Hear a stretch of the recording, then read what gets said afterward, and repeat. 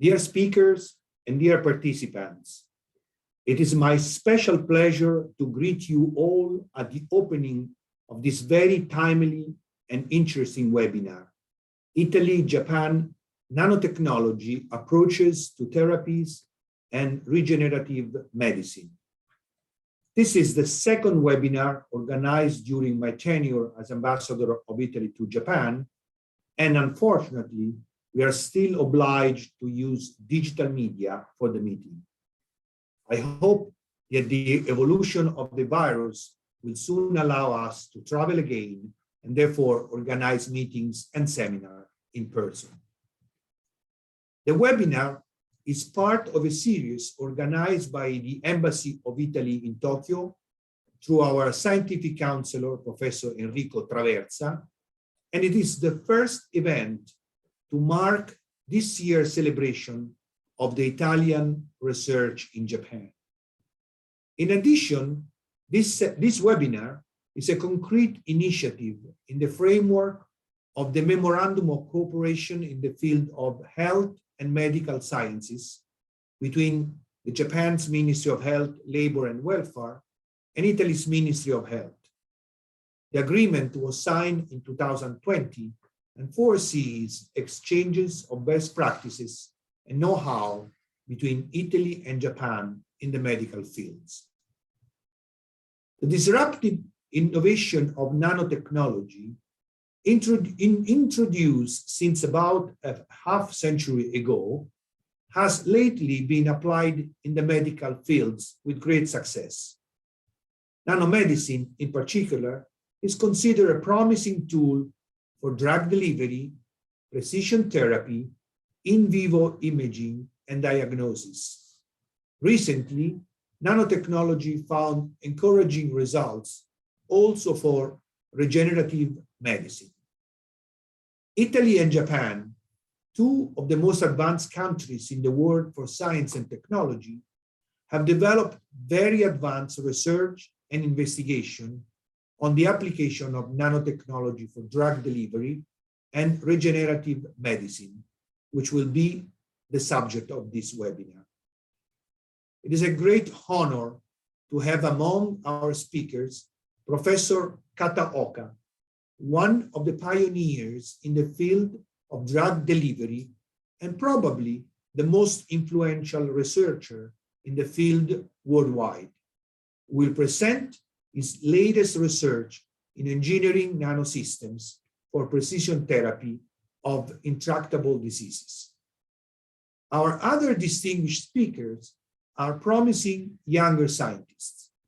Professor Tosi will tell us about how nanomedicine can contribute from COVID vaccines to brain diseases, while Professor Rossi will present us his research on selective drug delivery in spinal cord injury. Finally, Professor FUJIE will give us a glimpse on regenerative medicine, presenting his work on second skin electronics for future medicine. I'm looking forward to hearing our distinguished speakers sharing their knowledge, and I'm sure that this webinar will greatly contribute to exchange information about our mutual researches and to foster the collaborations between Italy and Japan in the area of nanomedicine with a view of increasing clinical applications. In this regard, I would like to take this opportunity to inform you that under the EU framework, the Next Generation Italia plan will allocate 1.6 billion euros to frontier research in 5 priorities areas, including biopharma technologies.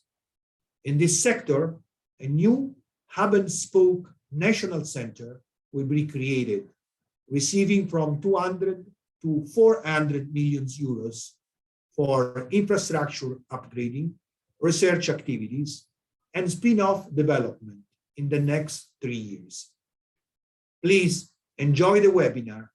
I wish you a very fruitful discussion, an inspiring learning experience, and above all, new opportunities for bilateral cooperation.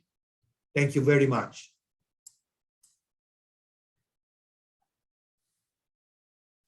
Thank you very much, Ambassador, for your kind words of introduction to the webinar.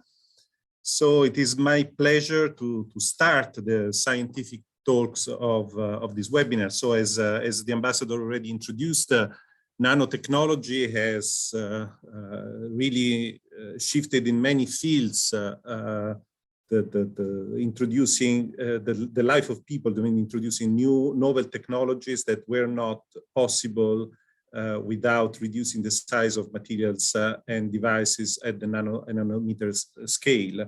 This is happening also for medicine, for medical tool. And before this, was mostly based for drug delivery, and recently more advanced applications are foreseen and forecast. So it is my big pleasure to introduce the first speakers for the scientific session, which is Professor Kazunori Kataoka. He's the director of the Innovation Center of Nanomedicine at the Kawasaki Institute for Industrial Promotion. Professor Kataoka is, as already said by the Ambassador, one of the pioneers in these fields, and he has a long experience. And we are really looking forward to hearing for his latest results on engineered nanosystem and nanoconjugates with smart functionalities for targeted therapy of intractable diseases. Please, Professor Kataoka.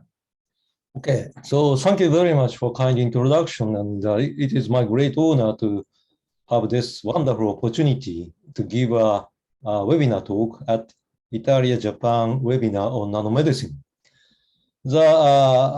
Today, I would like to briefly introduce our work on engineered nanosystems and nanoconjugates with smart functionalities for targeted therapy of intractable diseases, mostly treatment of glioblastoma. So one of our typical engineered nanosystem is, as schematically shown here, polymeric Micelles. When you dispose amphiphilic block copolymer into aqueous medium, they spontaneously self-assembly to form core shell nanoparticle, which is polymeric micelle. The core, segregated from outer environment, works as a drug reservoir of drugs, and this core is totally surrounded by a dense layer of hydrophilic outer shell, composed of flexible tethered polymer strands. Most typical example is polyethylene glycol. And because of this hydrophilic shell, whole system become stealth under the blood circulation, which I will show you the data later. And the size is around 50 nanometers, and this size is very benefit for high extravasating ability, and you can control the size in very narrow distribution as shown in this TEM photograph. And of course, you can introduce some ligands on periphery of these hydrophilic strands to make this system to have the active targeting properties. And core structure is most important because whole system should be biocompatible and better to be biodegradable. So we mainly utilize polyamino acids because by just changing this side chain, you can manage the property from hydrophobic, hydrophilic, anionic to cationic, depending on what kind of cargo you want to deliver. And of course, polyamino acid is biodegradable. So as shown here, this is one example of delivery of platinum-based anti-cancer drug. So in the plasma, the blood circulation, free drug quickly excrete from blood circulation. However, the micelle form stay longevity in blood circulation, and even after 48 hours, still 10% of initial dose circulate, remaining in blood. And most importantly, they show a very significant application to solid tumor as shown in this slide. It's about, at this time range, it's around more than 20-fold increase in tumor accumulation. And this can be explained by so-called enhanced permeability and retention rate, EPR rate. As schematically shown here, the tumor capillary has many openings as shown here. So because of this, the long circulating carrier like polymeric micelle has a more opportunity to spontaneously accumulate into tumor without a non-specific accumulation to healthy tissue to avoid non-specific distribution. Actually, this EPR effect is the mechanism for the accumulation of antibody drugs. So antibody drugs also accumulate into tumor by this EPR.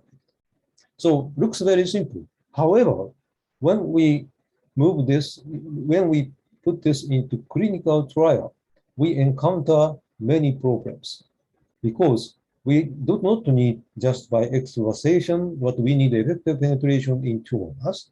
And often the case, there's a heterogeneity in EPR effect by the type of tumor and stage of cancer and individual difference of patients. And in clinical case, stroma is a big penetration barrier to avoid the accumulation. So this is the typical pathological view of human pancreatic cancer, very heterogeneous. So this dark blue region is the cancer cell nest, which is surrounded by very thick stroma in color red. And vessel, green vessel, only exists in a stroma. So even your carrier extravasate, the carrier needs to penetrate through this thick stroma to reach the final target. So how to overcome these big problems? So there may be three approaches. Number one is a size modulation of nanosystems. And the second is the use of reagents enhancing tumor permeability. And third is the use of ligands inducing active transport. So I will briefly show you how this size modulation works. So this is one of the examples of plasma-based polymeric micelles. As you can see, when you downsizing the size to 30 nanometers, it shows a significant tumor suppressing abilities. That means the 30 nanometer micelle can easily penetrate into stroma through in cancer. And actually, including this one, the cisplatin micelles, the four formulations which we developed have already been in phase 1 to phase 2 clinical trial in worldwide. And this one here, cisplatin micelles, is a treatment of head and neck cancer with combination with immune checkpoint inhibitor. What is immune checkpoint blockade therapy? So as schematically shown here, the left side cartoon, the checkpoint proteins such as PD-L1 on tumor cell and PD-1 on T cells, when they bind, which inhibits the T cell killing of tumor cells. By blocking PD-L1 or PD-1, by utilizing anti-PD-L1 or anti-PD-1 allows T cell killing of tumor cells. So that is the concept of ICB therapy. Very, very effective, especially for the cancer like melanoma. However, there's limitations.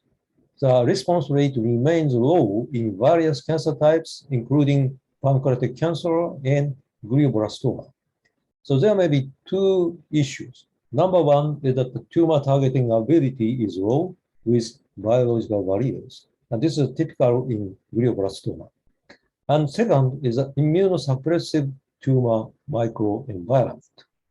And also this system has some immune-related adverse effect. That means off-target binding with healthy tissues. So from the nanomedicine standpoint, we can overcome these problems, for example, by ligand installation, nanocarrier encapsulation, or combination therapy, such as ICD, that is immunological cell death inducing drugs. ICD, I will the explain detail later. And turning cold tumor microenvironment into hot microenvironment. And regarding the alternative, we can make system to have a TME, the tumor microenvironment activatable release of ICB drugs. So we are now challenging to treat the big problem in cancer treatment, glioblastoma multiforme. So glioblastoma multiforme remains an unmet medical need, most deadly form of human cancer, and resistant to immune checkpoint blockade immunotherapy. A median survival of only 10 to 14 months, and less than 5% of patients survive 5 years following diagnosis, and best current standard of care only extend just 14 to 16 months. So very miserable situation. So how to treat this glioblastoma? So I will show you one example how nanomedicine works to turn cold tumor to hot tumor by utilizing ICD-inducing drugs. So immunogenic cell death. So some type of chemotherapy reagent, that kill cancer cells, and during this dying tumor cells, secrete the group of compound called DAMP, which includes calreticulin, HMGB1, and ATP. And these DAMP, stimulate dendritic cells, turn into immature to mature dendritic cells, and then recruit and, the cytotoxic T lymphocytes. That means turn cold tumor to hot tumor. And the chemotherapy agent, which works quite well to induce ICD, is anthracycline anti-cancer agents, including epirubicin and doxorubicin. Fortunately, we already developed polymeric Micelles loaded with doxorubicin or epirubicin. So by conjugating this drug to block copolymer by acid-aryl linkage, so Micelle is stable in physiological condition, but release drug selectively at acidic environment of tumor. And this system is now in a phase 1 clinical trial for the treatment of angiosarcoma. So we used this system in combination with immunocheckpoint inhibitors. So we treat the glioblastoma, which most in the intractable P10 negative GBA. What is P10? P10 gene acts as a tumor suppressor gene through the action of its phosphatase protein product. So mutation of this gene are a step in the development of many cancers, especially glioblastoma. So this is a P10 mutation percentage in clinical patients. As shown here, almost 40% of patients has P10 mutation. So that is really a big issue, how to treat this P10 negative GBM from clinical standpoint. So here is the results. This is a survival, the curve. So anti-PD-1 alone has almost no efficacy. Epirubicin Micelle is a little bit better, but still, the efficacy is not so high. However, if you combine epirubicin Micelle and anti-PD-1, more than 80% of mice survive more than 70 days. And this is an MRI of glioblastoma in the brain. So no tumor detection at day 27 for combination therapy. Okay, so then next I would like to focus on how ligand installation increase the anti-cancer activity. So in this case, we utilize glucose to target glucose transporter 1, overexpressed in the capillary of glioblastoma. And also, we use SS linkage as a reduction signal in tumor microenvironment. So we utilize this strategy for preparation of smart bioconjugate of anti-PD-L1 antibody. So we just, the conjugate polyethylene glycol to antibody. And some portion of PG has glucose on the end.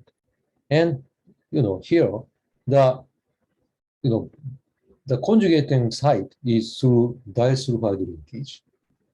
So how this works? So now, so as I mentioned, there's a significant overexpression of GLUT1 in glioblastoma capillary. So utilizing this, we got the active delivery of antibody in glioblastoma. And then at a reductive tumor microenvironment, PEG removed. And as shown here, and recovery of antigen binding ability of antibody. And also in the healthy tissues, because of this PEG, the installation, the antibody cannot bind to healthy cells to circumvent side effects. So I will show you data. So here, this is the abbreviation, which means X means a percentage of glucose conjugated PEG. So the 25% glucose conjugation shows the best results and almost 20 times increase in the accumulation to orthotopic glioblastoma compared to native antibody. But important point is selectivity. So if antibody, the distribute all over the brain, it may cause problems, but it's very selective accumulation.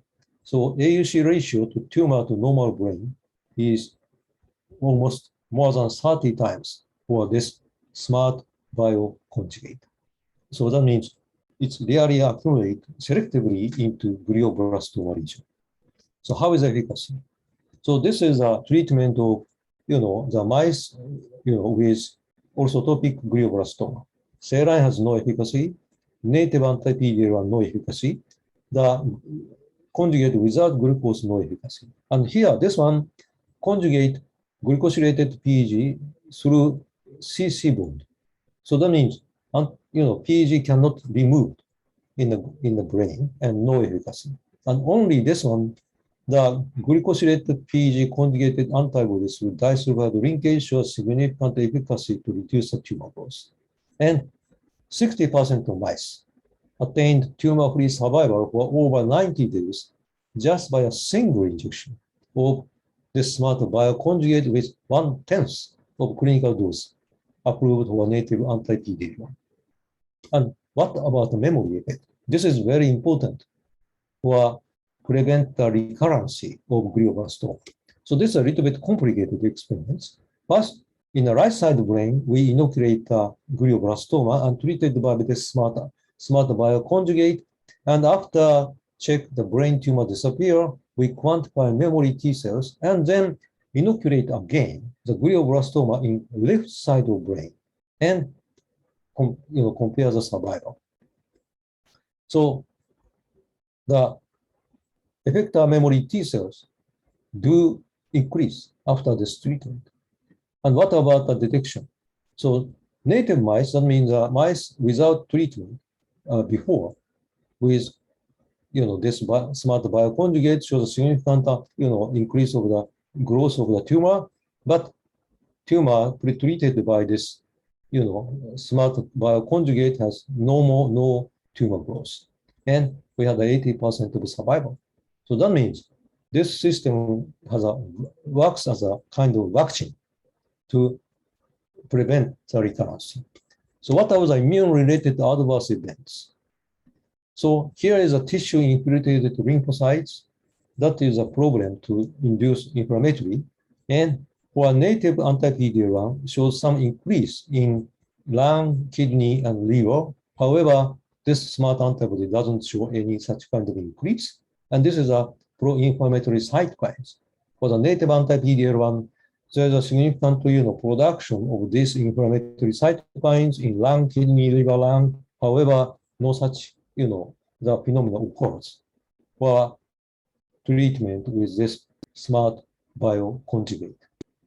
So eventually, by utilizing epirubicin Micelles as ICD inducer, we can change cold tumor to hot tumor, and by utilizing glucose ligand to crossing the blood-brain tumor barrier, and by SS linkage, if we can work this antibody selectively only in tumor microenvironment.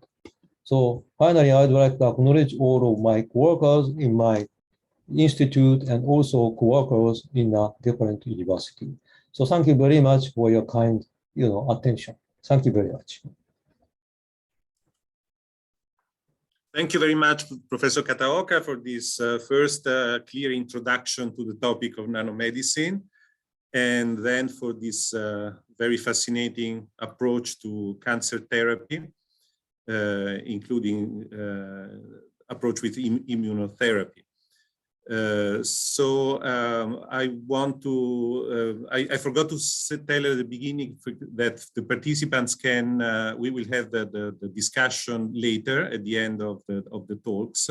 And if the participants want to address some of the questions to the speakers, they can use the Q&A or the chat windows in the Zoom device, and then I will try to accommodate as many questions as possible.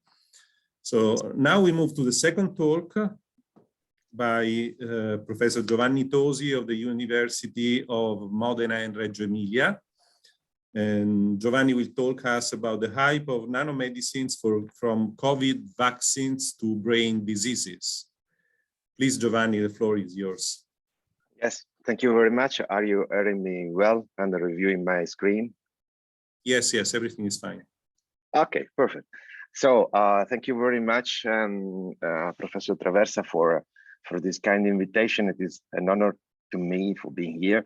My job will be to talk about nanomedicine still, but from the COVID vaccine, and analyze what happens to brain diseases, and with great connection with Professor Kataoka. What we can say about the nanomedicine, or we know about the word nanomedicine, but behind this word there is a very big project in which many factors should be addressed in order to have the best nanomedicine for that disease or for that drug to be delivered. Many factors dealing with the production, so the polymers you can use, the excipients, these devices, and then the drug properties are important in order to have the right nanomedicine design, and then a great knowledge about the pathology. After that, we will go on characterization of every nanomedicine we are going to produce, and then test safety and efficacy, but we have also to take into account the scale-up issues in order to have nanomedicine to be ready for clinical application, but before clinical application, industrial development.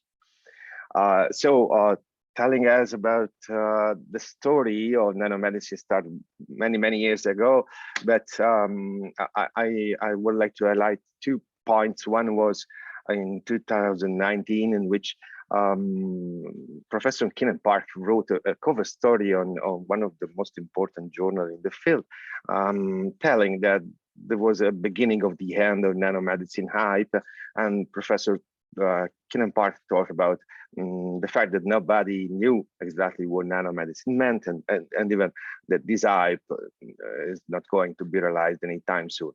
This was a very important passage in nanomedicine story, in my opinion, because this paper led to a decrease in nanomedicine research and funding, but in nanomedicine trust even. The point is that nanomedicine community start answering, telling that there are, yes, problems in the development of nanomedicines, but some of clinical trials are ongoing, some products are on the market.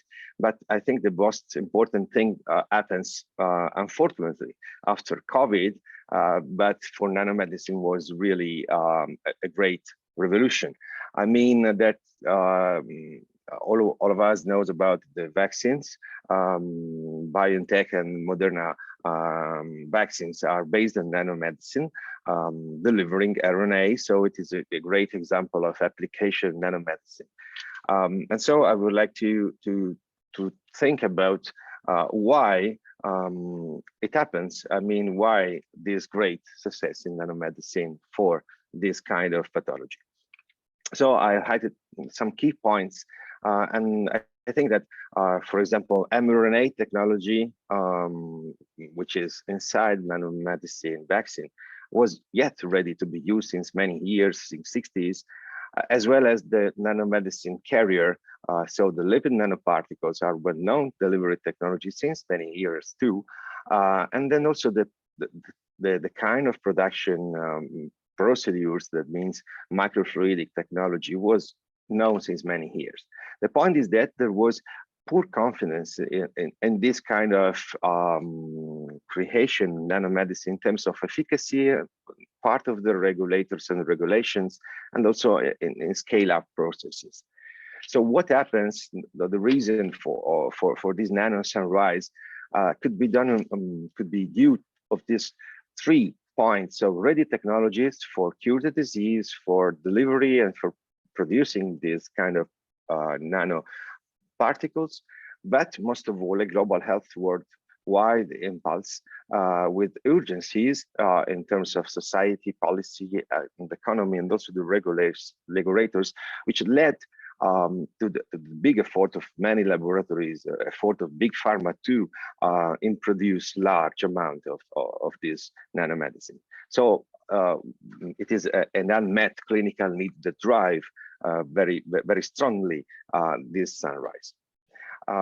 So we learn a lot about these facts. So we know how to produce these particles and how to apply these kind of particles, delivering RNAs or DNAs.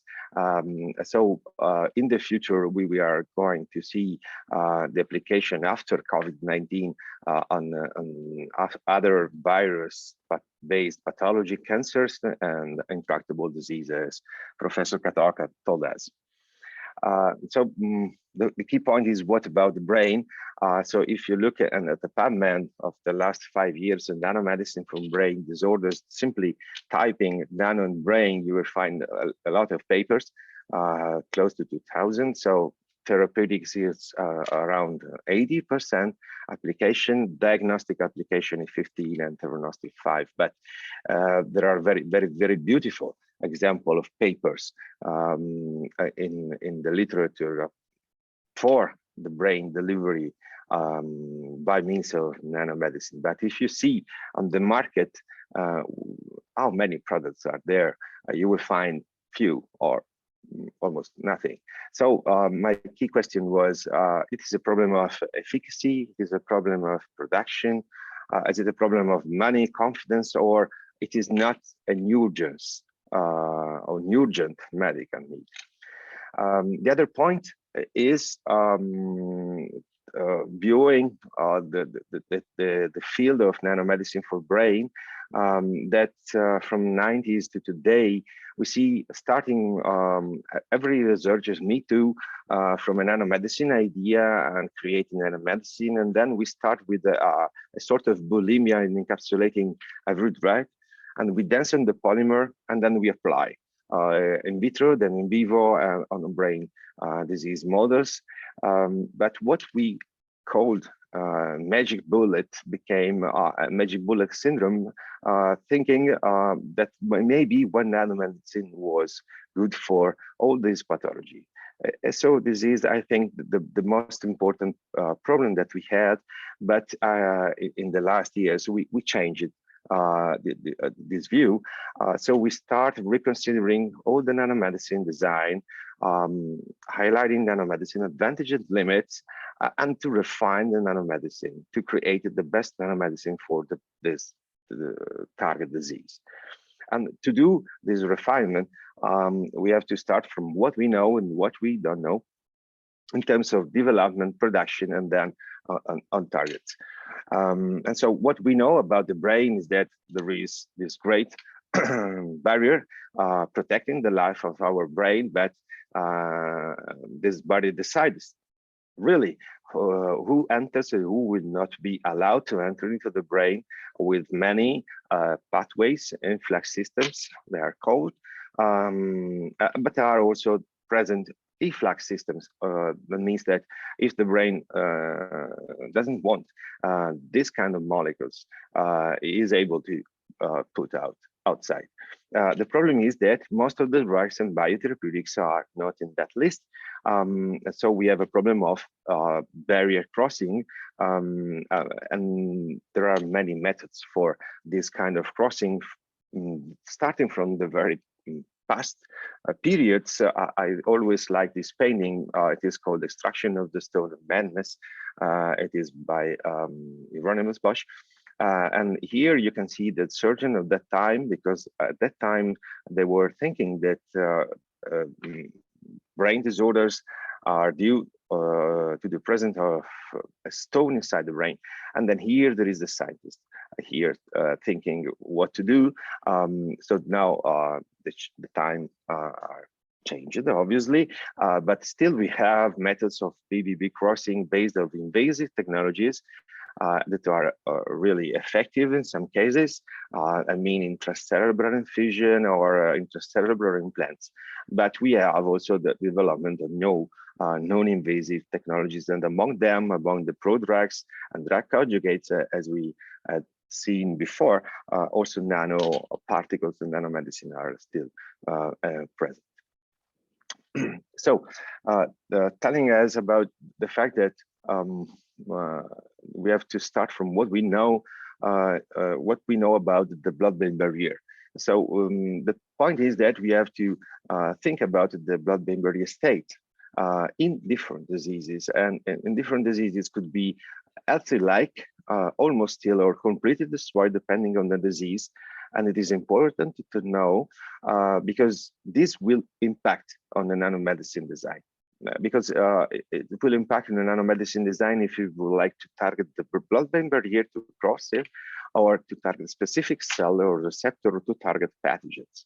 So a few examples, in the case of glioma, as we have seen, the blood-brain barrier is very damaged. The problem is that there is a decrease in integrity and increased permeability, but there is a very broad and difficult to penetrate stroma. So the design of nanomedicine will be in this line and not exactly on the BBB crossing. In the case of Alzheimer or infectious disease, in the case of Alzheimer or infectious disease, there is an increased permeability with a very strong inflammatory state, with dysregulation of some receptor at the blood-brain barrier level. And so the design of the nanomedicine will be different. We have to cross the BBB, but we can also exploit changes in the blood-brain barrier, or we can hit some hallmarks. In the case of other pathology as Parkinson or Huntington disease, then their BBB crossing strategies is very needed, but also we have to go in some specific areas very critical for this kind of pathology. So the design will be different. So the take-home message number one I would like to give is that this blood-brain barrier is protecting our life, but could be diseases, and it could help or not, but we have to take into account to create the best nanomedicine for that specific disease. So as we had seen before, we can load inside this kind of delivery system many type of active molecules, from high to low molecular weights down to proteins or DNA or RNAs. And so we can protect these drugs and we control the release. And so dealing with the production and development of these systems, if you talk to a company that would like to develop a nanomedicine, that company will tell you that your nanomedicine must be produced in the very large amount in GMP condition and very high yield. And so the words are simpler is better. So this is a take-home message number two. But in the case of the brain diseases, the game is more difficult. So we are almost forced to introduce some surface and general ligands, and so to produce multifunctional targeted nanomedicine. So this take-home measure number two in the case of the brain is simpler, is better if you can. Why? We have to engineer because we have to cross the BBB in some cases. So we have to create nano. We are able to interact with the BBB, create mechanism for entrance In the case of 200 nanometers nanomedicine, we have to create endocytosis and transcytosis and exocytosis pathway. So we have to find a way to enter the brain by surface engineering with some monoclonal antibodies, peptides, or other mechanisms that are known. And I would like to highlight a few examples of that. For example, one of the most present and the most known in the case of the brain is the receptor for transferrin, which is transferrin is an iron binding protein. And its receptor is present at the blood-brain barrier level.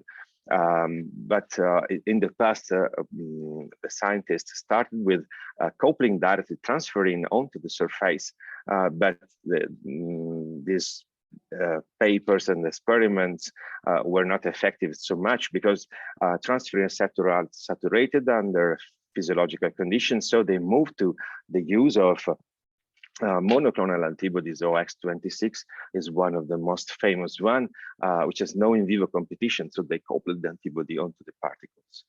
Another receptor that has been used is the low density lipoprotein receptor related protein, which create endocytosis at the blood-brain barrier level, but not only. It is also present on the surface of glioblastoma cells. So with the same ligand, in the case is angiotensin, we can hit and target two different receptors to different areas. So the take-home message number 3 is that we have to find, if you would like to exploit receptor, you have to find the receptors that are overexpressed at the BBB level. Could be good targets, but we have to take into account that there could be possible saturation, and we have to choose the right target and receptor to have endocytosis, transcytosis of the particles and the nanomedicine. And so we have to choose the right ligand. At our university, we are all together with a nanomedicine platform, which I'm coordinating, dealing with nanobiomaterials device and regenerative medicine and therapeutics. And especially in the case of nanotherapeutics, our main experience is on delivery of molecules and for the central nervous system diseases. So I would like to show you some steps that have been important in my past years. So in the case we would like to deliver something into the brain, we have to pass some important steps and to have this vision. So what is important to demonstrate, firstly, that your particles, your nanomedicine are able to cross in vivo the blood-brain barrier. It is important to quantify this kind of transport, and then obviously a drug should be released and then inside the brain, and so we have to demonstrate if the efficacy and obviously the safety. But also in the case of the brain, some other factors are impacting. I mean that we have to know where this kind of nanomedicine are going. So if there is a tropism, which brain area, which cells are accumulating this kind of nano, for how long, and then the mechanism, and then the destiny of these particles inside the cells and outside the cells. So all of these factors will impact on the success or the failure of our nanomedicine. This is some of the papers we had. And so to make this story very short, we start almost 20 years ago with some proof of concept, and then we move to mechanism, and then the tropism of BBB crossing, and then we move to distribution into the brain and accumulation and drug delivery quantification in known disease rodents. So many proof of concept that led us to the application in different brain targeted nanomedicine in different brain diseases. And I would like to highlight only few of them. We work on Huntington disease, mainly neurometabolic disorders, Alzheimer, and spinal cord injury. And in this kind of pathology, we impacted the pathology quite well. So few highlights on that. In the first is Huntington disease. We work on together with Professor Elena Catania, University of Milan. Huntington disease is a neurodegenerative disorder, genetic, in which there is a problem in producing cholesterol into the brain. I mean, cholesterol is not crossing the blood-brain barrier. The brain cells need cholesterol for the life and the plasticity, and so brain is producing normally cholesterol, but in the case of Huntington, not. So we aim to deliver the cholesterol by this kind of nanomedicines. And so we start with the work in 2015, and we see that we had a very beautiful in vivo efficacy of these particles delivered cholesterol. But at the end, we saw that it was good result, but we can make it better. And so what we did is to try to start from a bottom-up approach. So from biopharmacological readouts, and we try to improve the performance because we need higher content, we need specificity on target population. So we try to move to another generation of particles, so creating a nanomedicine dedicated for Huntington disease in order to reconsider the design of the nanomedicine. And so we develop different particles. So we start from a polymeric one, and then we move to an hybrid 2.0 generation, we call it, with different composition, with different surfactant, different structure, ready for scale up. And so we test it in order to localize and to deliver and to quantify, but most of all, we had beautiful and higher impact on after systemic and repeated injection on the animal pathology. And so we prevent cognitive decline and ameliorated motor defects. So we create a different story and a different nano. So another good point, and then I will skip to the end, is in nanomedicine and the regenerative medicine application. We were lucky to work together with the University of Bologna and many companies on dramatic medical need, which is the spinal cord injury. We will see later from our colleague. There is no cure, no therapy, and so what we aim in this project was to limit secondary degeneration and to improve endogenous regeneration and myelin repair. And so we need to deliver the right dose in the right place in the right time, and nanomedicine could be an answer. So our aim was to produce particles made of biodegradable, biocompatible polymers, delivering a drug involving tissue regeneration and an anti-inflammatory drug. And we were asked to create a formulation that was allowing a prolonged release, at least for 14 days.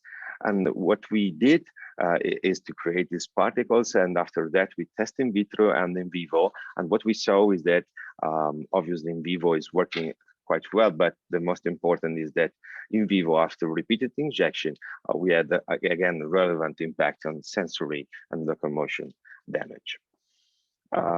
We had a project on glioblastoma too, together with the University of Princeton, and also funded by MIHI, in which we aim to produce particles for glioblastoma, but mainly on identifying best protocols for scaling up of nanomedicine, which is a great issue because microfluidic technology is very beautiful and they are applied in nanomedicine production. But the key question is if we can transfer optimized benchtop methods to microfluidic in easy way, and the answer is not, because there are many parameters and outputs that could be modified. And so the point is that we have to really need for a strong attention in this transfer, because microfluidic will give us the possibility to produce in large amount of these particles as seen in vaccine, but we have to set up every time this kind of production. Okay, this is our grant we had, and without them we cannot work on, because they funded our research together with all our collaborators around Italy and the world. This is our lab. And again, my young colleagues are fundamental in the research. And I would like to thank all of you for your attention.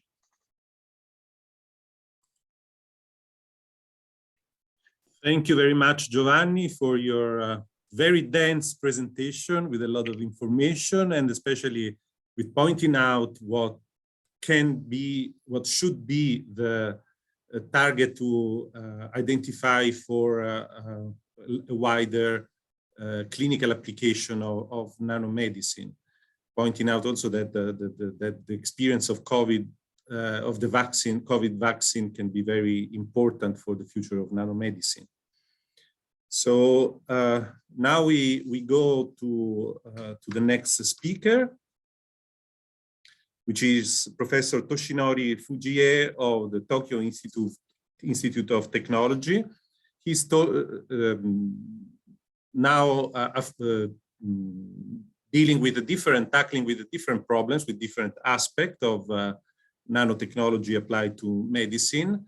And so he will talk us about the second skin electronics for future medicine. Toshinori, the floor is yours. Are you there?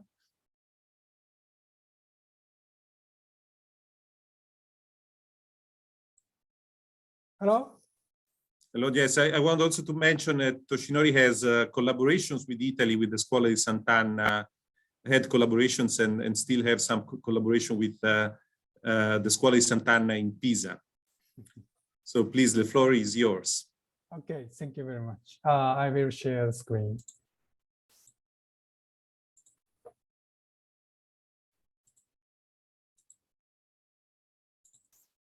Okay, so I hope you can see my screen. Yes, everything is fine.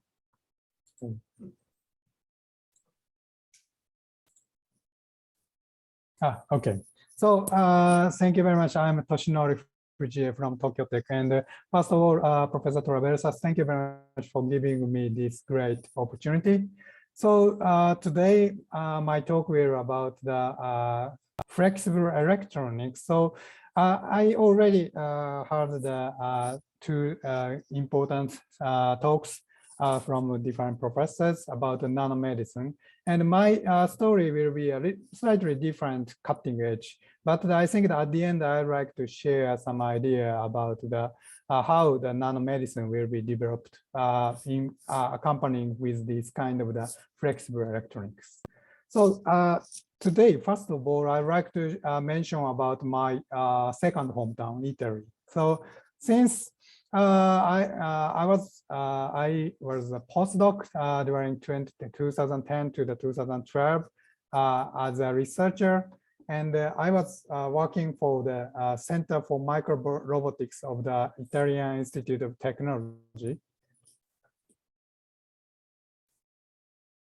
Okay, and then here, as most of you know about probably the Italian Institute of Technology. So Italy originally is very good at the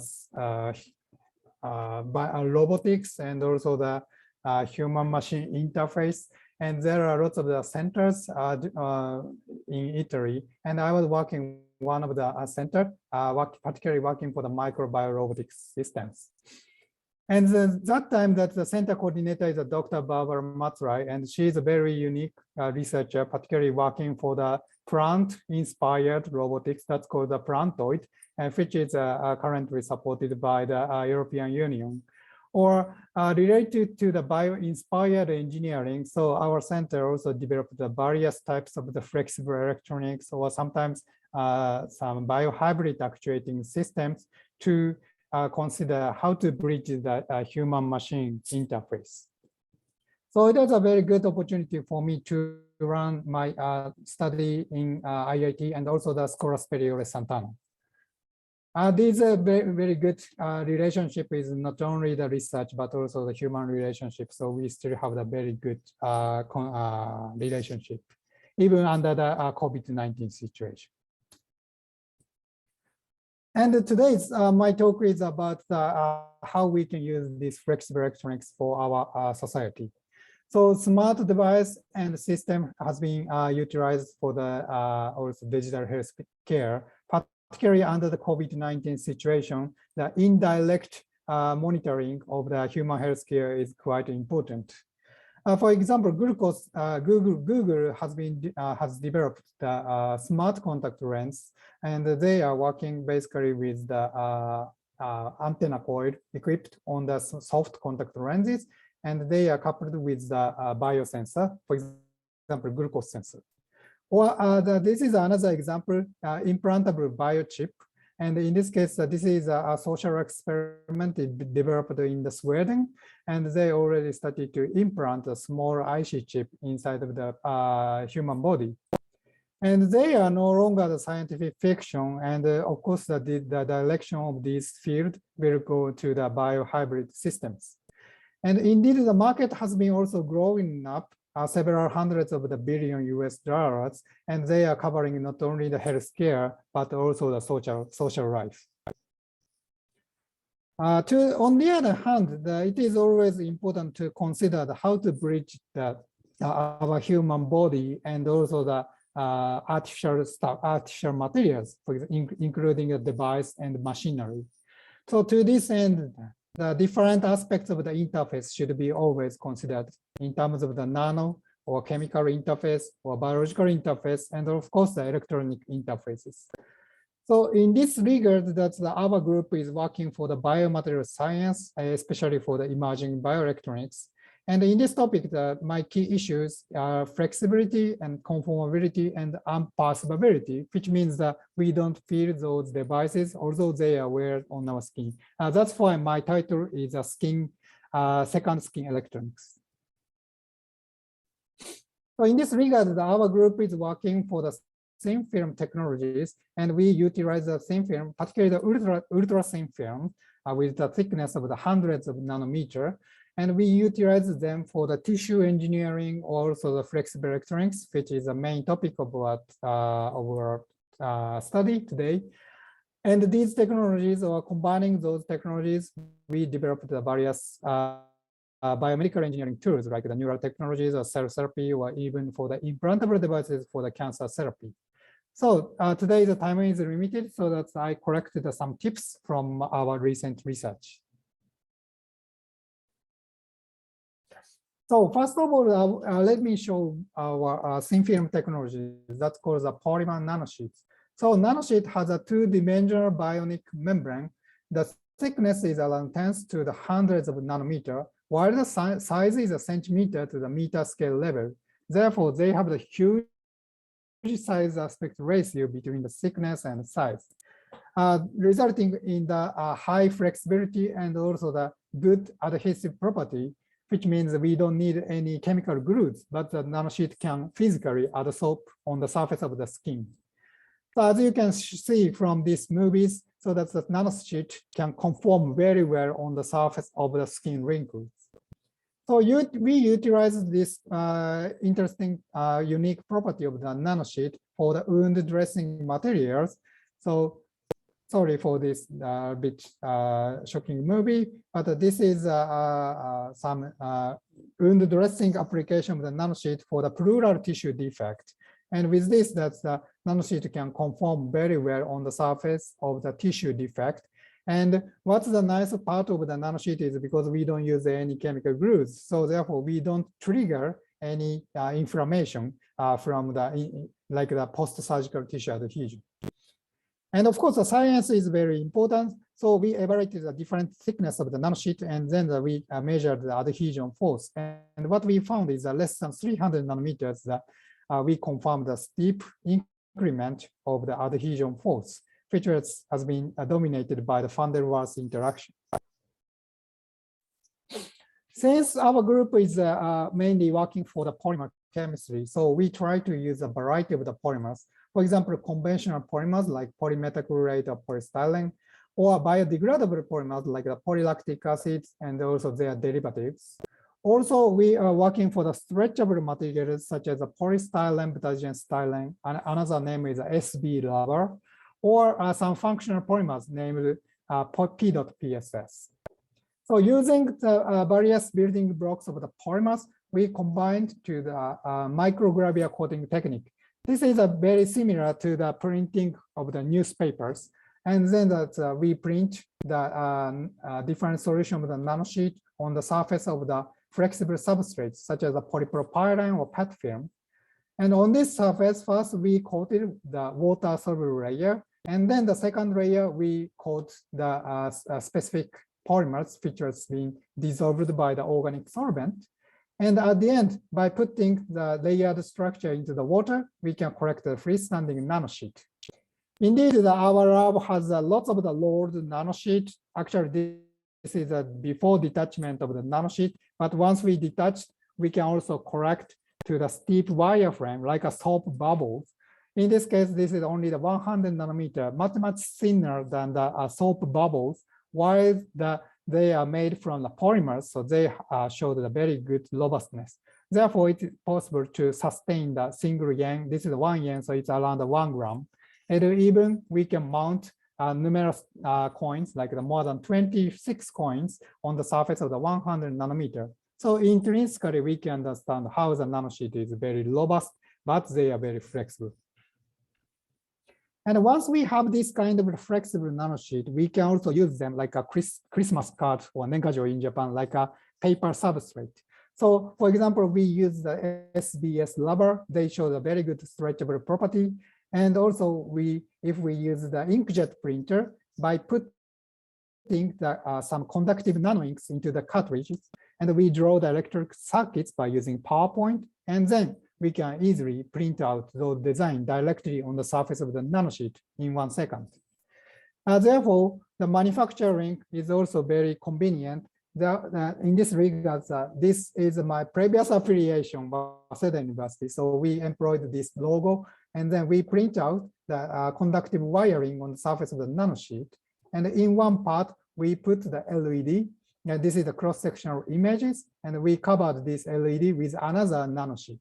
With this, just a sandwich fixation of LED, which allowed for the electrical contact between the LED and the conductive wiring. And in fact, we can correct this nanosheet, and we can also paste on our skin, which has linkers, but they are well conformed. And of course, if we connect the external battery, we can also operate the small LED on the surface of our skin. Indeed, the wiring are well conformed to the surface of the skin wrinkles. And once we know the different types of electrical circuits, for example, this kind of a spiral coils on the surface of the nanosheet, we can also equip the small IC chip. With this, the nanosheet can also be used available for the like the IC ticket, like the transport ticket, and which can easily applicable for our skin body in wireless way. So this is just a demonstration, but theoretically, by equip the different types of the sensors on the surface of the wiring, it could be also useful for them for the some wireless communication or wireless monitoring of body condition. By the way, recently I also moved to now Current Institute, Tokyo Tech. So it's also available to print the variety of the inks on a variety of the circuits on the surface of the skin. And we can also operate the different types of the LED also. Now, they are just a demonstration of the skin contact electronics or second skin electronics. Let me show some practical application of the skin contact electronics. Now I like to focus on the optoelectronics for the cancer treatment. Here, this is a concept of the light cancer therapy. In other words, the photodynamic therapy. Some of the nanomedicine has been already used for this photodynamic therapy. The process is very smart. So once we have some photosynthesizer, which can be activated by the specific light source, with this, that the photosynthesizer can produce the singlet oxygen, which can attack the tumor cells. And these drugs are already clinically approved. And by using the endoscopy or some laser light source, we can irradiate the cancers after administration of these photosynthesizer drugs. However, there are some bottlenecks because of the approach of the or delivery of the light source, for example, like brain or some small intestine with peristaltic motion, it is not easy to stably fix the light source.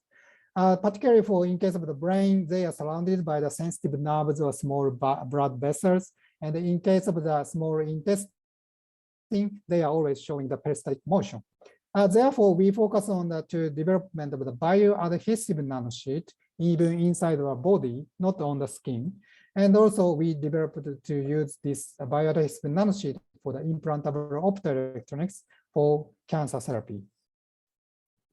So idea is first we employ the polymer nanosheet, but on the surface of the skin, the nanosheet can easily adhere. However, in our body, they are completely wet.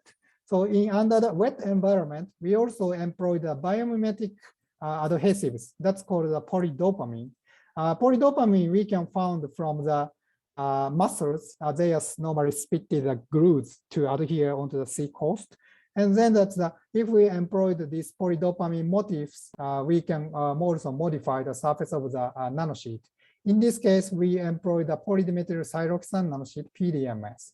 With this, we realize the good flexible, stretchable material is good adhesive property. And in fact, that's thanks to the good adhesion property of the polydopamine, that the nanosheet can well adhere to this is the chicken muscles that I purchased from the supermarket. They show the very good adhesive property.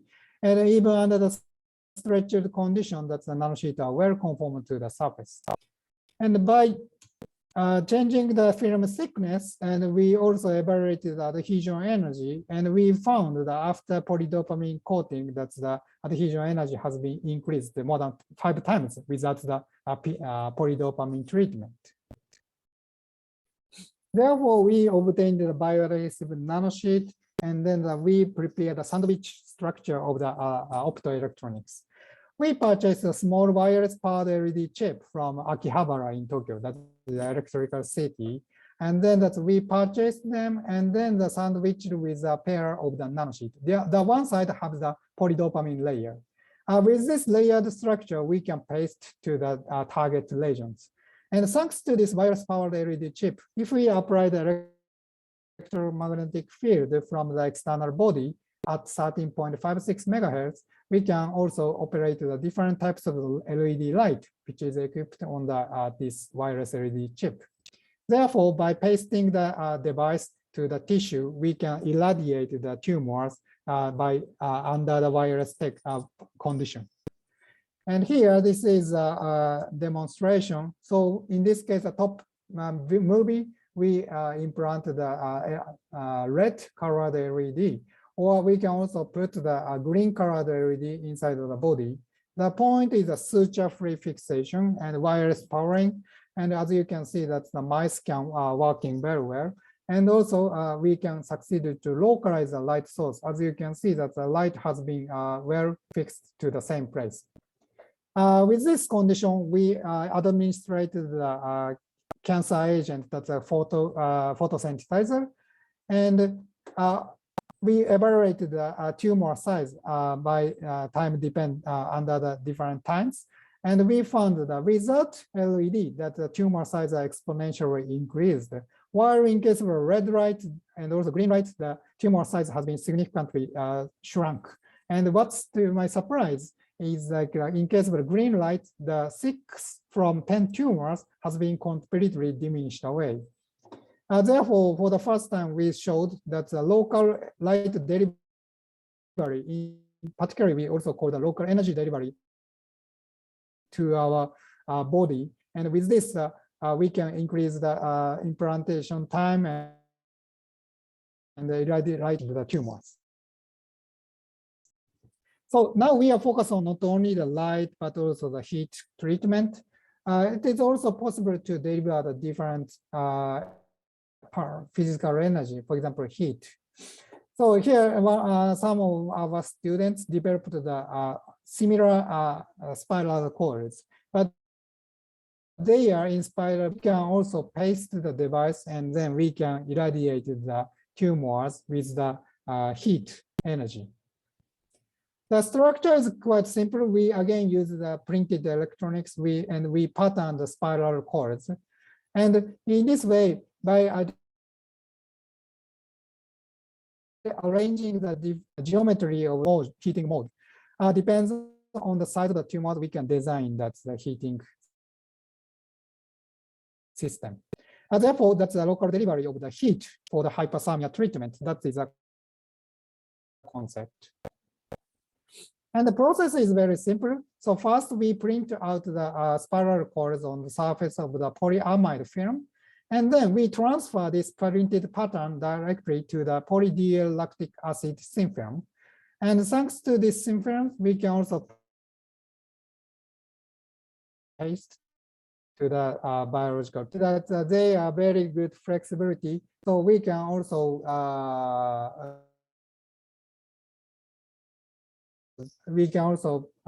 here, this is a bronchoscopy, and we can also deliver these small flexible devices using the endoscopic technique. Even under the load condition, that the electrical property, this is resistance, has not been changed. They are very stable. And indeed, if we apply the electrical power from the outside, in 1 second, let's say in 1 minute, that the temperature can be increased very quickly. And of course, if we switch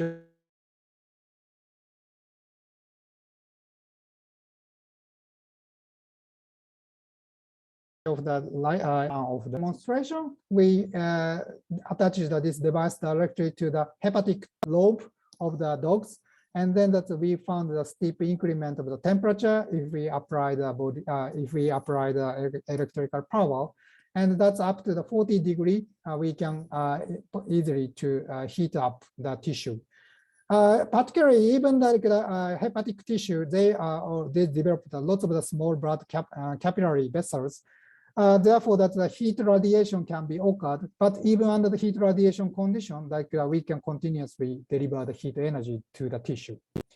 So we may use this kind of the printed electronics for not only the heat, but also the light source, and it could be also useful for the cancer therapy or also the drug delivery systems, for example, by combining the photosensitive polymers.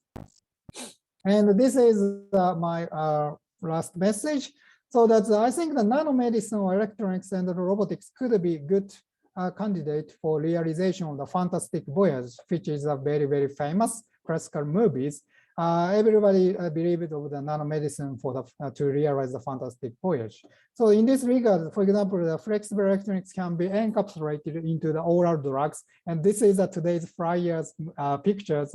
Indeed, it is inspiring me, and it's possible to encapsulate the flexible devices, and maybe we can inject through the endoscopy and then expand this kind of small antenna cords in our body, like a solar panels in the universe. So I think theoretically the Fantastic Voyage is no longer the scientific fiction. Okay, so let me summarize my talk. So today I mentioned about the nanosheets. They just are flexible and adhesive materials, but by combining a variety of the materials like drugs and cells can be useful for the biomaterials. Also, conductive materials for the electronics and electronic elements can be useful for the implantable devices. Today, time has been limited, but it could be also to load the cells on the surface of the nanosheet and then to deliver them to our body thanks to the flexible property of the nanosheet. Or we can use them as a biosensor to detect our heart rate and so on. So I hope like the nanomedicine idea can be embedded to this kind of the nanosheet as a new kind of the platform technology. So I'd like to thanks to my lab members and also the funding agency, and I'm very happy to take the question and comments at the last session. Thank you very much.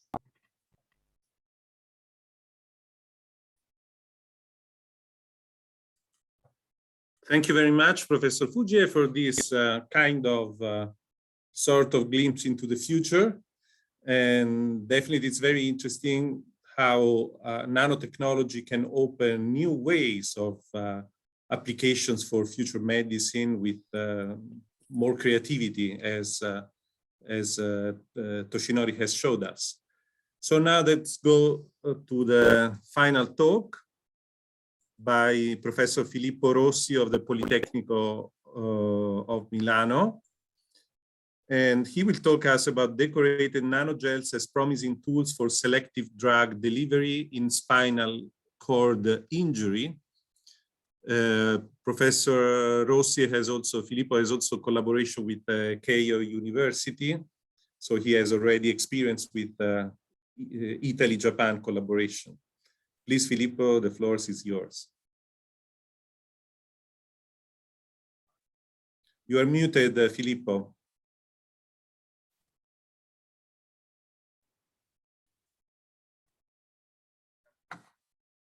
No, we cannot hear you.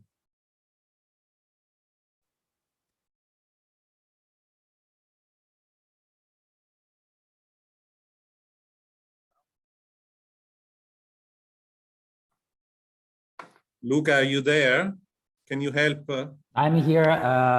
Professor Rossi, is everything functioning perfectly? So I think it's a problem on his end, maybe the earphone to the mic, but the system is on. Now can you hear me? Yes, we can. Yes, now we can hear you. Yes, we can. Okay. Please go ahead. Sorry for that. I hope that you can see also my screen, right? Okay. Yes, everything is fine. Thank you. Okay, thank you. Thank you very much, Professor Traversa, for this kind introduction. Today, I'll briefly analyze and say something of what we are doing in Milan, also in collaboration with Japan, on nano tools for selective delivery in spinal cord injury. In my lab in Milan, we are working in a lot of controlled drug delivery systems in many different ways, starting from oil water nanoparticle, nanogels, hydrogel, or micro swimmer that can, as we said, swim to the magnetic field, release delivery, or be continuous structure. But as I said, today the main focus is nanotechnology, so we will focus our attention on the nano object that can be used in drug delivery. In drug delivery, we can be interested in many kind of properties of these tools can have, like extended circulation, enhanced permeation, controllable release, and also the colleague that spoke before me underlined a lot of possibilities that this kind of object can have in pharmaceutical treatment. Today, I'm mostly interested in the high ability of nanoparticle in order to increase the uptake. So work like Trojan horses, we can see, enter in the selective cells and release their content.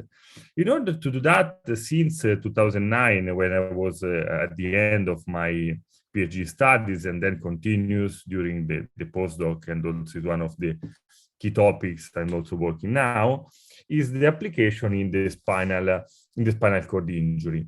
Spinal cord injury is the results about, if we consider the medical needs, even if I'm an engineer, a chemical engineer, so I'm not mostly involved in the medical part, but just to focus, to see which are the main characteristics of this disease, is that spinal cord injury is the result of primary events. Differently from cancer and all of the other diseases, we need to have a primary event, so that is a contusive or stretch injury, for example, a car accident or a motorbike accident, that is then followed by a secondary one that is the main cause of the post-traumatic neural degeneration. Every year, 10,000 people suffer from spinal cord injury in the European Union, and almost all of them leave permanent neurological consequences. There are no solving therapies available, but the research community right now is pointing and think that materials can be interesting and promising in order to provide drug and mostly hand cell delivery in the spinal cord. Why it is so important to have these very flexible tools is due to the fact that the spinal cord injury, that we said we have a primary injury and then a secondary one, is an extremely dynamic disease. So starting from the synthesis of nitric oxide, oxidative stress, macroglia activation, local inflammation. We can have the cause of many pathway mechanisms like neuronal necrosis, neuronal apoptosis, carency formation, demyelination, disruption of morphofunction and pathway that can happen with different kinetics at different times. So the necessity to provide flexible and smart delivery tools that can deliver different kind of agent, of active agent in different environment at different time, it is extremely interesting. Indeed, one of the main aim is the neuroprotection to counteract the mechanism of secondary injury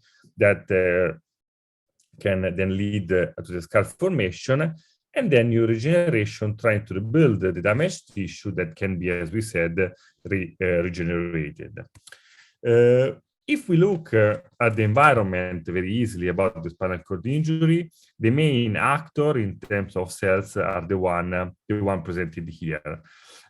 First of all, we focus our attention on microglia, on the treatment of microglia. This is a key actor that firstly answer to the insult of the primary injury and can have also macrophasic phenotype and is really susceptible also to the uptake of foreign body like polymeric nanoparticles. In order to do that, we designed tunable nanoparticle made from a ring opening polymerization of hydroxyethyl methacrylate and caprolactone that can lead to the formation of a macromonomer IMA-CL with N, the repeating unit that can be tuned in order to have particles of different dimension. This can be added with other monomer with vinyl group like hydroxyethyl methacrylate PEG, and with an emulsion polymerization, emulsion free radical polymerization that takes place in emulsion, we can form the monomer using this vinyl group present at the end. As we said, tuning N and M, we can have different kind of dimension, and we can have so high tunability and control of the nanoparticle diameter. In this application, we choose a nanoparticle of around 100 nanometer because it is an application where we don't need to have extremely small particle, and 100 seems to be quite, good in terms of optimization. We then loaded in primary culture of microglia, astrocyte, and neuron. We lipopolysaccharide, we introduce an inflammatory stimulus that is similar is what is happening, of course, in vivo to the primary injury. And we loaded this nanoparticle. First of all, as we said, in vitro. We can see from the confocal images present in the bottom of this slide, in red color, we have the nanoparticle. That nanoparticle here are uptaken only by microglia and especially by the activated one.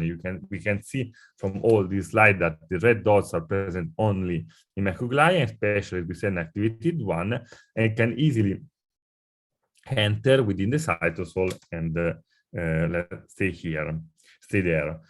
From a time-lapse analysis, we also consider the kinetics. We said that it is extremely important in this disease, the time, because at different time, different mechanisms take place. So depending on the pharmaceutical ingredient, active agent you are interested to load and to carry and then release, it is important to understand the kinetics. And we can see that in less than 2 days are almost uptaken. And as we said again, this particle uptake is highly selective for activated microglia. From biocompatibility studies with MTT and ELISA, we were also able to see that this nanoparticle did not affect the microglia availability and cytokine release, and so they are extremely inert to the system. We then loaded minocycline. Minocycline is an anti-inflammatory drug that is commonly used also in many pharmaceutical formulation on the market. And here is presented the difference between loading drug within nanoparticle or without nanoparticle. With LPS plus MINO, the C figure on the top, we can see what happens if we administer minocycline in liquid solution. And this is in vitro, of course, in vitro studies. And you can see only a partial deactivation. If we use the same amount of drug in a nanoparticle, we can see high complete deactivation. So we can see here a brief example, and very easy, of how nanotechnology can help to enhance the characteristic and the properties of drugs and limit their use. So the huge possibility and advantage of using nanotechnology. From the time-lapse analysis on the bottom right, you can see a single cell starting from a round shape typical of activation, becoming back to arresting, so to reduce this, to the reduction, as we said, of this inflammation. The same results was also carried in vivo, and we can see that this the activation is partial, or if in the mid figure, if we inject the free minocycline through an hydrogel without being loaded within nanoparticle.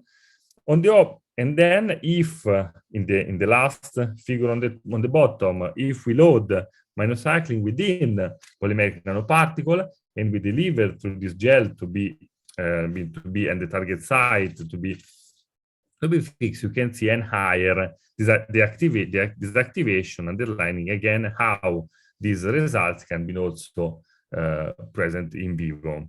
We also continue with the evaluation of behavioral outcome and so on, but and the results were pretty interesting, but not enough, because as we said, this spinal cord injury is a multi-target disease, so addressing only a specific pathway, specific target is not enough to have a sufficient amelioration of what we aim. And so we decided to move from microglia that is sometimes easier to work with, and to consider the presence of astrocytes. Astrocytes, the ability to carry drugs within astrocytes is more complicated respect to microglia, because microglia present phagocytic activity, and delivering drugs only selectively within astrocyte means that we need to reduce the uptake of microglia. In order to do that, we decided to use a different kind of nanomaterial, to use the nanogels. Why? Because it's commonly known that hydrophobic nanoparticles like polycaprolactone that we used before are highly susceptible to phagocytic cells, while other kind of cells, this was our idea, are more susceptible to other kind of polymer. We use nanogels, so hydrophilic nano object made of polymer that can then swell. We modified PEG, so they are made of PEG. PEG was modified with carbimidazole, and so able to react with PEG. PEG was modified with the POPG group in order to link the fluorophore that is extremely important for every biological test. In this case with rhodamine with in vitro studies, but we also modified with many other fluorophore for in vivo, for ex vivo imaging and so on.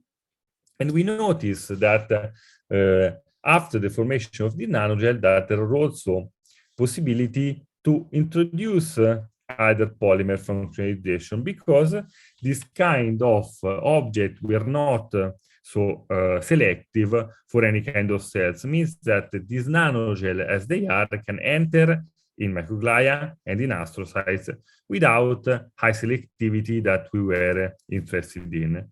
And so we decided not to change again polymer, but to introduce, in order to tune the nanogel cell interaction, to introduce some sort of coating. We can see even if they are not really coating, because you will see that their dimension is extremely low, but it is again enough to have the right, the results we are interested in. This is another key point of nanotechnology.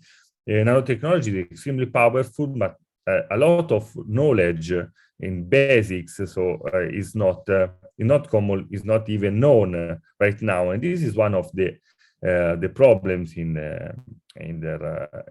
them using clinical trials and so on. We use the same kind of gels from PEG, activated imidazole, PEI. We produce the nanogel that we said is not selective at all. We introduce this extremely small molecule with an NH2 terminal amino group, so propylamine, and that can so modify the surface of this nanogel. As we said, is not a coating as can be considered, but a surface decoration. The dimension of this nano object is around 150 nanometer, and the shape is around spherical.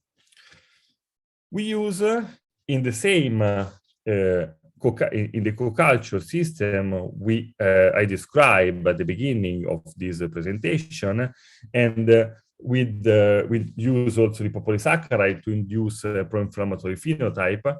And what you can see, we can see that after 24 days, a large amount of nanogel is present within astrocytes, only few in microglia, so and none internalized in neuron. The none in neuron is, of course, something easy to understand.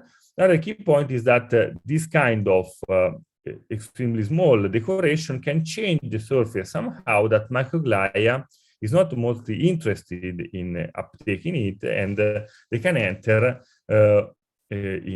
quite we can see selectively in astrocytes.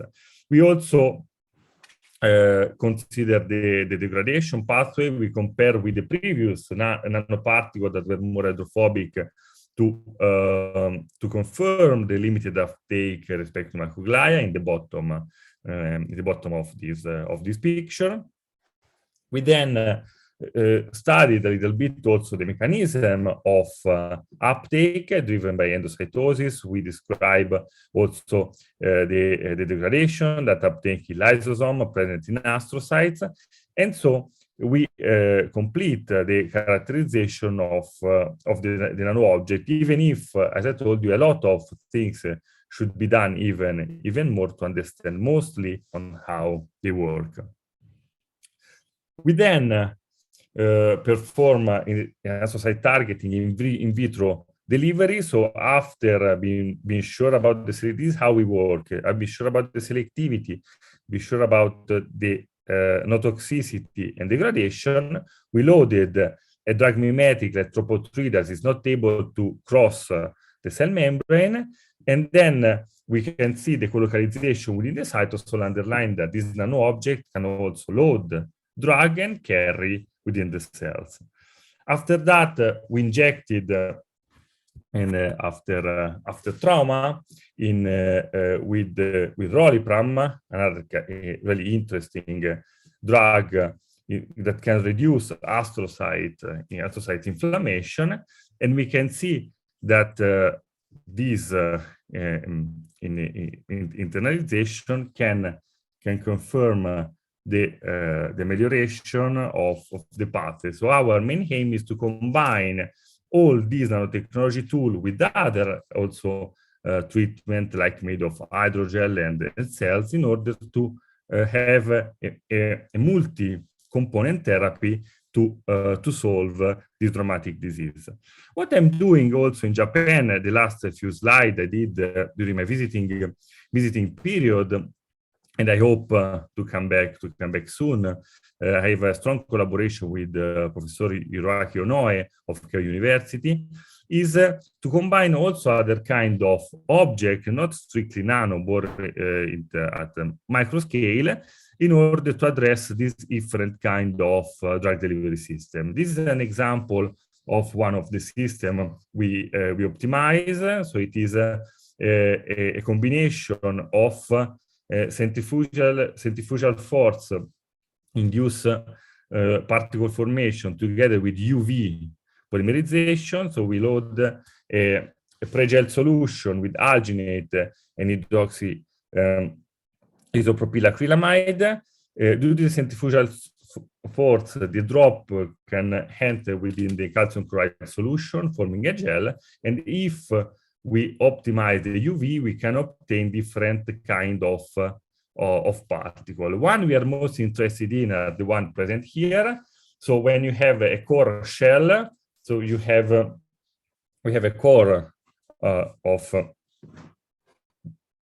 alginate and the core of alginate and shell of NIPAM, and these, in our opinion, were really interesting in order to load the drug and release, because they can have also a thermoresponsive characteristics, so we can tune the release depending to a stimulus that can be added to this biological environment. So I know that the time, I mean, is not enough, and I hope that you enjoyed. We have time also for the question in the next panel. So in conclusion, I tried to put some information on the design of nano objects to the selective cellular interaction using different kind of system. And our aim and the use of nanotechnology is to have peculiar properties that drugs their own don't have, in order to magnify their properties, their amelioration. I'd like to acknowledge all the people involved in this work in Italy, Memorandum Institute for the biological studies, and also the other university, and for the Fondazione CAI, Prime Minister della Salute, for financial support, and you all for your attention. Thank you very much. Thank you very much, Filippo, for this nice example on another very serious problem that, I mean, basically spinal cord injury still does not have a treatment. So anything that can bring hopes in regenerating the injury is very welcome. So now we can move to the discussion of so the session of the discussion. So I think that we have seen very interesting variety of different approaches of nanomedicine, and let's say in general, nanotechnologies applied to medicine, to the medical field, with the most traditional one, which is drug delivery, and then moving to the second skin electronics and more futuristic applications. So basically, nanotechnology is here since about 50 years, more or less, and we are talking about nanomedicine since about 25 years. But drug delivery is older. I mean, it's about 35 years old when it was called, I mean, we were using polymeric micelles and not nanoparticles at that time, but basically the concept was the same. So this was the evolution in over the years.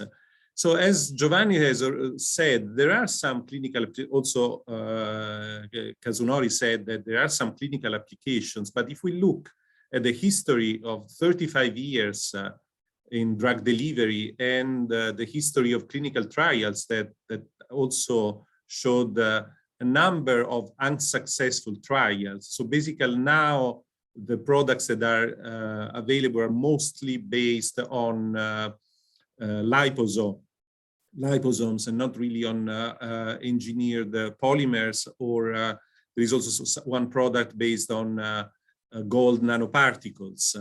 So in different type of concept, in this case is the gold nanoparticles is the active part itself, not the particles that helps to deliver a drug. So given that background, and given also what Giovanni said, so I think also I would like to add, I mean, another big problem for the development of nanoparticles and nanomedicine was the hype of nanotoxicology about 10 years ago that also put a lot of break in the development of nanoparticles because basically the finding of nanotoxicology were emphasized and were not really, the negative aspects were not so general as it was supposed at that time. So given all this background, so what do you think are the, in your opinion, the missing steps for a wider translation of this nanomedicine laboratory formulations for giving to a wider possibility of application? So what do you think that are the most promising applications, and which diseases can see the most promising treatments with these technologies? So I would like to start with our pioneer, Professor Kataoka, with his opinion on that. Well, of course, as you mentioned, already maybe more than 25 years, we start this field of nanomedicine, but still, of course, there's a lot of progress, mainly in scientific achievement and also preclinical, and also there's an increase in the clinical trials. But yeah, you are true, because it takes more time. So maybe one of the reasons, because of course, most of the clinical trial are in cancer field.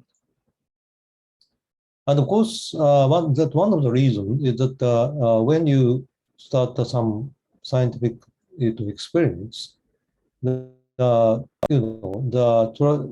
tackling to cancer is the most the simple way to do.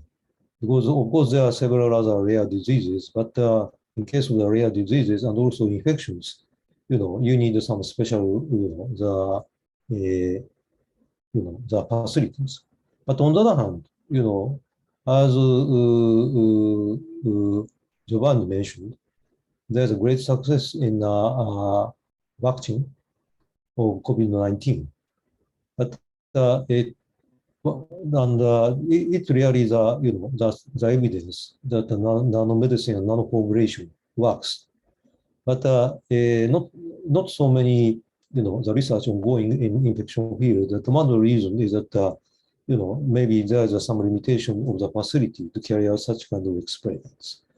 And return to the cancer nanotechnology. As you mentioned that the preclinical research, until clinical research, it's almost in a scientific basis. But in the clinical trial, there are many other factors other than the science that we actually experienced a lot. Because the clinical treatment is not animal study, so we have to be very careful about ethical issues, and of course. Because, for example, in the molecular targeted drugs, you can choose patients.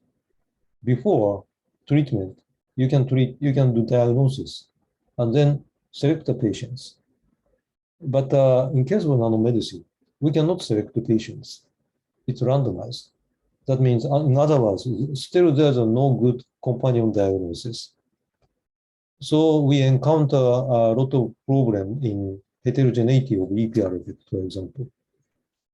Now it's everybody, many people realize that kind of companion diagnosis is also very important for nanomedicine, and that is a combination with imaging.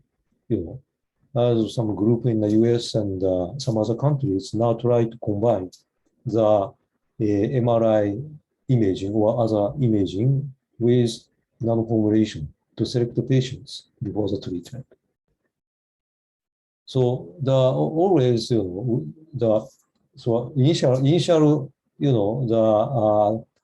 the trial takes time, and one of the reasons is that we do not know about the heterogeneity of of disease, and definitely we need some kind of good diagnosis, to categorize patients and treat the the right patient by right nanomedicine formulation. Thank you very much, Kazunori, from your long experience. Yeah, of course, one of the advantages of nanomedicine is also the possibility of having, in the same time, tools that can be helpful in diagnosis and imaging, which we didn't touch in this webinar, but it's also one of the main scope of nanomedicine at the time. So the advantages of coupling therapy and diagnosis is also one of the possibility of nanomedicine. So now I would like to listen, Giovanni, what... Yes, I completely agree with Professor Kataoka. I mean, the point is exactly that the stratification of the patients will be useful for nanomedicine. In terms of identifying which kind of pathology and patient would like to go, and also maybe to use more precise biomarkers that helps to drive the nanomedicine more precisely. So that is called precision nanomedicine. Okay. Another point, I agree with you, Enrico, about the fact that there was this kind of nanotoxicology that slowed a lot, because in that time, 20 or 15 years ago, they start to call everything nano without discriminating which kind of nano, which kind of size, which kind of material. And this is a reason of slowing of the process.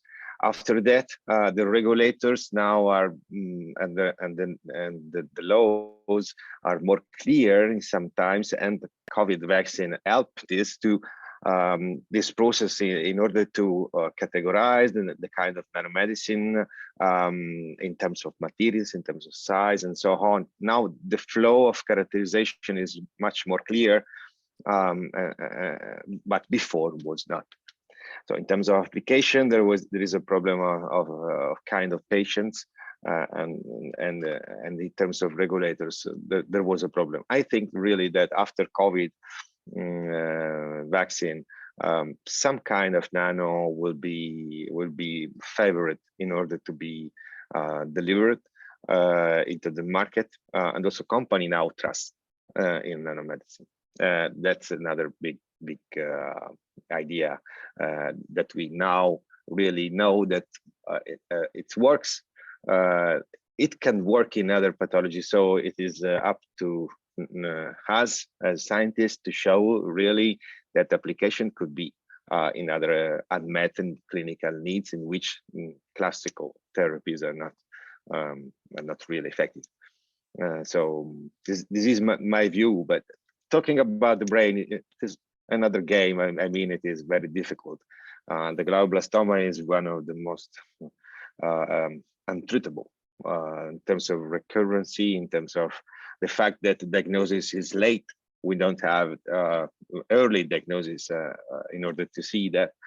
So I completely agree with Professor Kataoka. I mean, it isn't our job to drive drugs to the brain. Yeah. Thank you very much, Giovanni.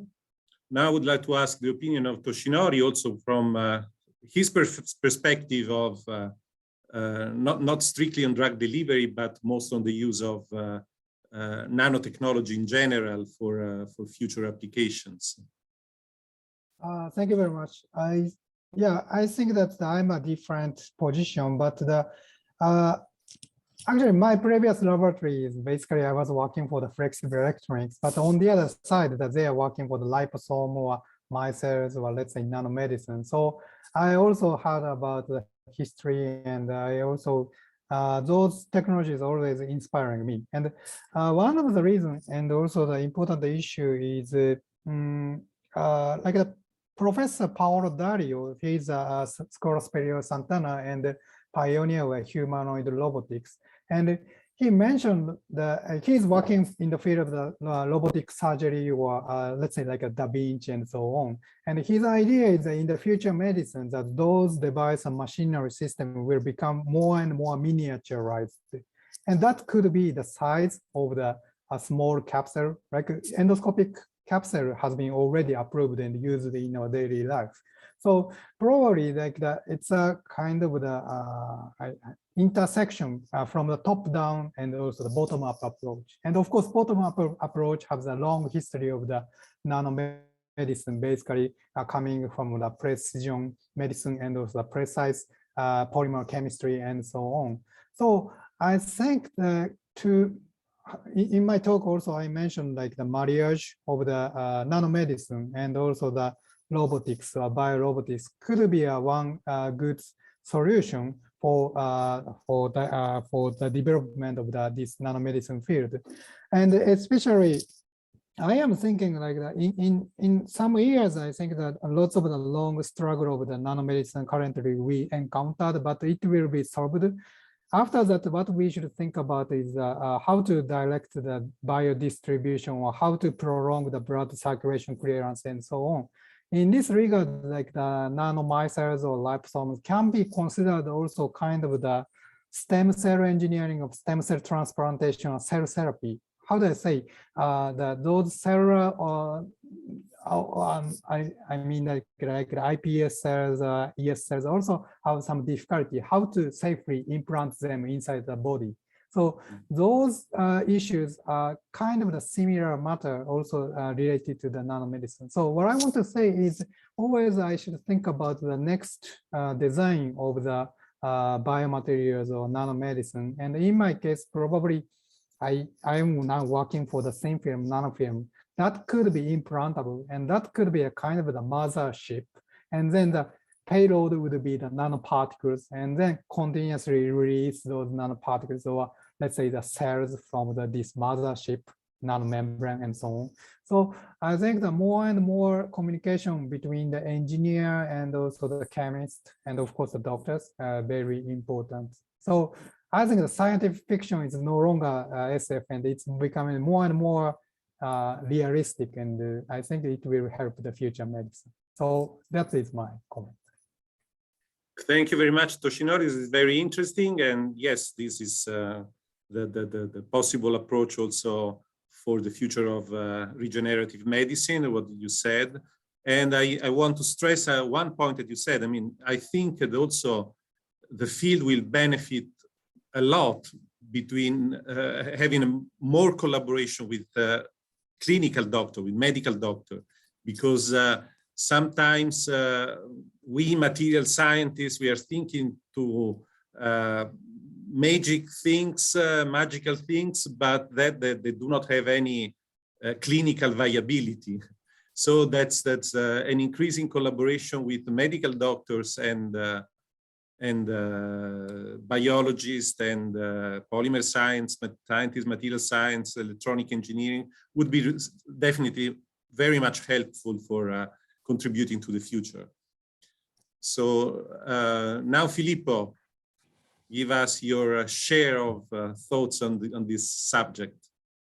Yeah, thank you. I strongly agree with all the panelists. I'd like to add a few comments because there's an extremely interesting slide that Giovanni showed us about the complexity of the system. So this field is really complex, not only from a material side, but also from a biological side. So like what you told us, Enrico, so better communication with medical doctors is extremely important. But in my opinion, it is also important to increase this field, to open this field also to other categories like the data analysis, that in my opinion would be extremely important, because otherwise we work in single diseases and we don't have a crosstalk between each other. So what we learned in our disease, if it is working or even if it is not working, we cannot see properly why it is working or why it is not working. We cannot say is working or not working.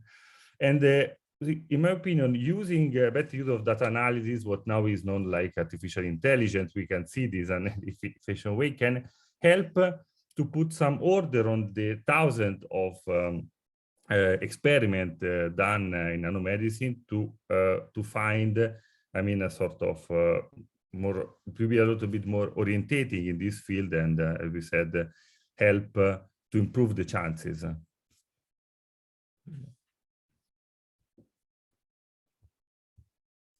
Thank you very much, Filippo. This is also a very important topic that, of course, the more the collaboration with different fields, this can just improve. The more interdisciplinary fields will benefit about further collaboration. So we are almost running out of time, but before finishing, I want to ask you a comment. So one of the purposes of doing these webinars is putting together the Italian and Japanese scientific community for promoting collaboration between the two countries. And we have already examples. Toshinori has spent a couple of years of his life in doing research in Italy. Filippo has a solid collaboration with the Keio University. So we have already examples. But we want to improve further that. And so I want to give first the floor to Giovanni, because he has some idea in how possibly to improve and further these Italy-Japan collaborations. Please, Giovanni. Yeah, yes, thank you very much.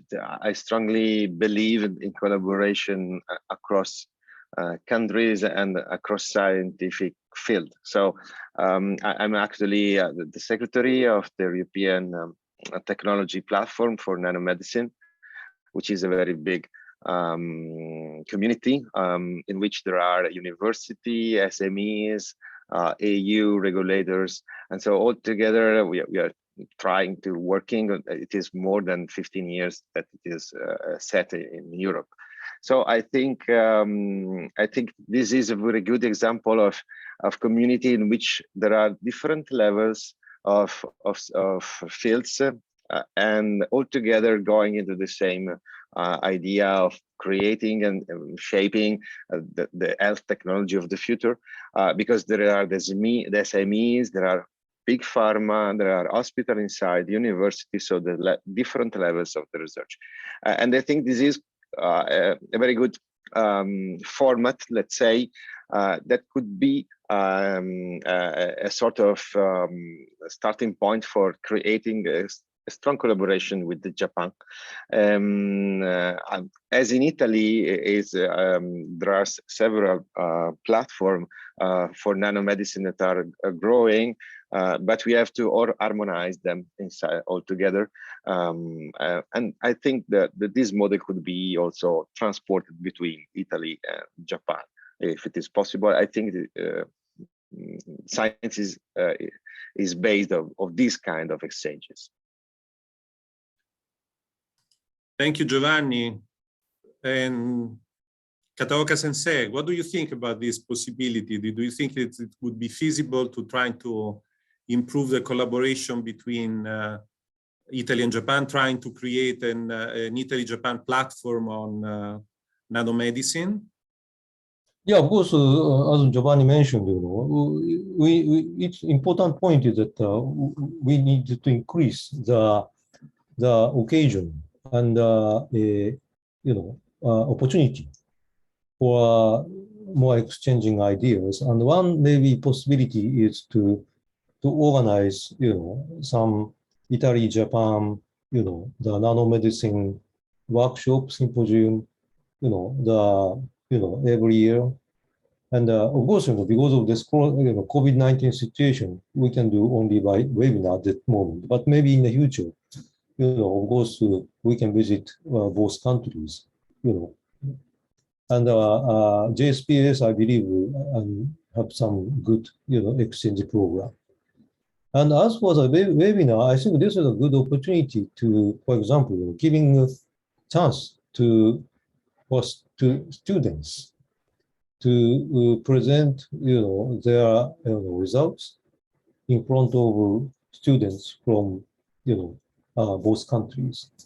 And maybe we can organize some kind of workshop, and these, young, students make some, discussion on the way on the Zoom in some, some issues and some, some points which might be very important in nanomedicine.